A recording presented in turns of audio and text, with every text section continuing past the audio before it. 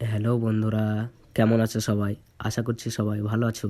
তো আজকে আমরা সকাল সকাল বাইক নিয়ে বেরিয়ে পড়েছি আর আমরা যাচ্ছি ছেতনি ভয়েস পাবলিক স্কুল, যেখানে বাবরি মসজিদের ভিত্তি নির্মাণ করা হয়েছে। তো সেখানে সবাই জানো যে 6 ডিসেম্বর অনেক দূর দূরান্ত থেকে মানুষ এসেছিল, অনেকে দান করেছে, যে যেমন সামর্থ্য দান করেছে। তো অনেক সেদিনকে ভিড় ছিল, তাই আমরা ভিডিও করতে পারিনি। তো আজকে 7 ডিসেম্বর আমরা সেখানে যাব আর দেখব কি সেখানে কি আজও ভিড় আছে কি না।